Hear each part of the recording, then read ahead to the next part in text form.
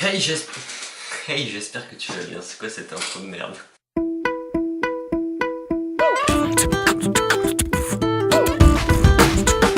Hello, j'espère que tu vas bien.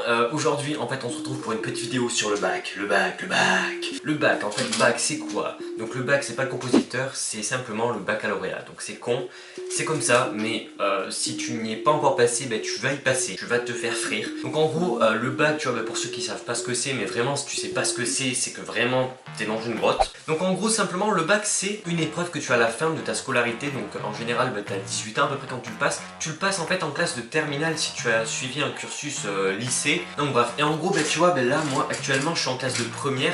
Et en première, et bien, en fait, on passe les épreuves anticipées. Donc ben, par exemple, moi, je suis en première ES. Et je passe le français, l'oral de français et les sciences. Après, par exemple, si tu es en S, tu vas passer l'histoire. Non, tu passes le français et l'histoire, je crois, ou pas du tout, je sais plus. Si tu es en STI 2D, donc un bac technologique par exemple, tu vas passer le français aussi également et l'histoire. Et donc en gros, ben là, je voulais te faire une vidéo rien que pour te transmettre mon humeur positive. Ouais, c'est possible. Non, en fait, tu vois, je voulais juste te faire une vidéo parce qu'en fait, il y a plein de gens qui stressent par rapport au bac, par rapport aux épreuves, que ce soit même des épreuves qui soient après le bac, qui soient post-bac. Et très franchement, en fait, personnellement, je stresse pas plus que ça. Et du coup, je voulais te dire pourquoi, je voulais te dire quels sont mes réels ressentis alors. Et du coup aussi je me suis dit que ça serait cool que je m'appuie sur l'aide ou sur un témoignage de quelqu'un parce que personnellement je vais te dire des choses mais je l'ai pas encore passé le bac. Donc du coup je me suis dit que ça serait bien pour toi, si tu l'as déjà passé ou si tu l'as pas encore passé, d'avoir un témoignage de quelqu'un qui a déjà passé le bac. Et pour ceci je vais me servir d'une abonnée qui fait aussi des vidéos que je trouve aussi super cool, qui s'appelle Anaïs JST. Donc je te mettrai sa chaîne en description. Et en gros ce que j'ai fait, c'est que là je lui ai envoyé un message sur Messenger. Donc voilà, tiens, voilà le petit message si tu veux. Donc là j'attends juste qu'elle me réponde. Donc apparemment là elle veut me répondre par écrit. Moi j'aurais bien espéré qu'elle me réponde, enfin qu'on s'appelle, mais bon c'est pas grave.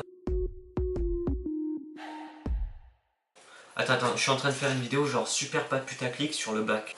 Bonne chance à tous ceux qui finissent le bac.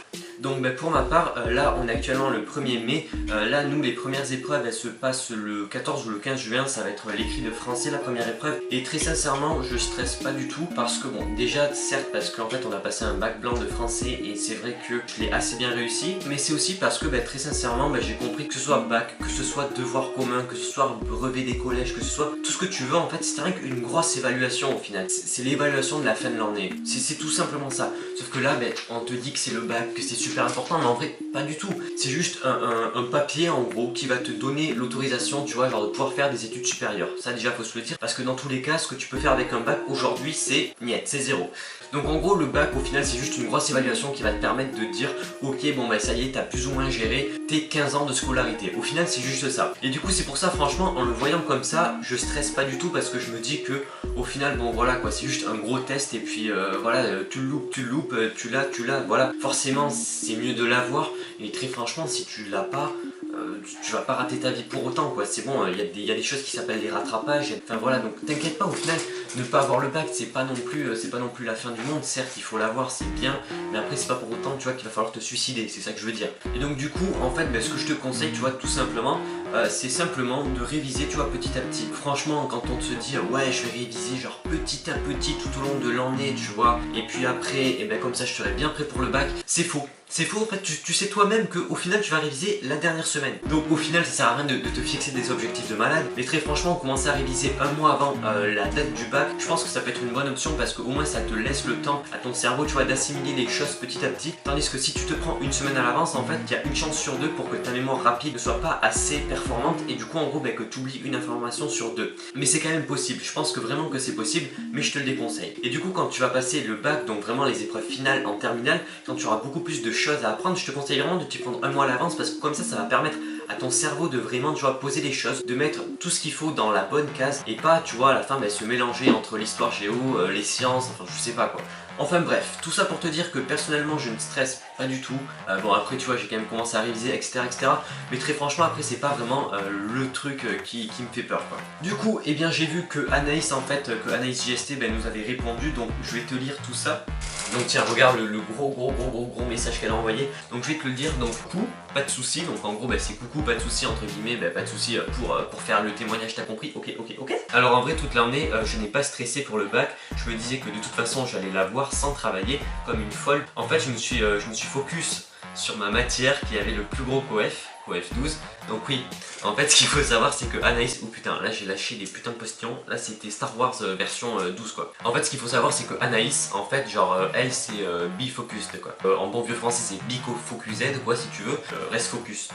Donc en gros bah, ce qu'elle dit c'est qu'elle s'est concentrée sur le coef le plus gros, sur la matière avec le coef le plus gros, donc le coef 12 qui était bah, l'architecture et construction. Parce qu'en fait Anaïs ce qu'elle a fait c'est qu'elle a fait un bac STI2D avec la spécialité architecture et construction. Donc si tu connais tant mieux, si tu connais pas, bon je vais pas tout t'expliquer parce que dans tous les cas je ne le connais pas très bien ce bac. En fait c'est grâce à ce projet final qu'elle y a mis vraiment beaucoup de travail, qu'elle a réussi à équilibrer les choses parce qu'apparemment tu vois elle avait pas trop géré les autres matières parce que ça l'intéressait pas trop.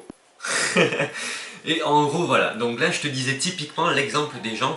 Donc pour les révisions tu vois des autres matières, et ben, elle a clairement procrastiné, c'est à dire qu'elle a eu carrément la flemme, qu'elle s'y est mis la dernière semaine mais que ça allait parce qu'en fait, dans son lycée ben, ils ont commencé à réviser un mois avant le bac. Donc voilà, donc merci Anaïs pour ton précieux témoignage, je te fais ta putain de promotion.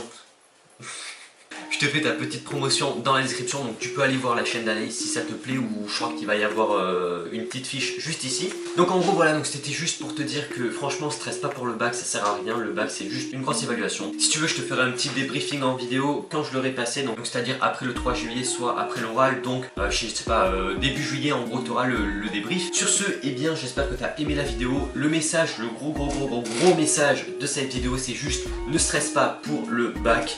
Le bac.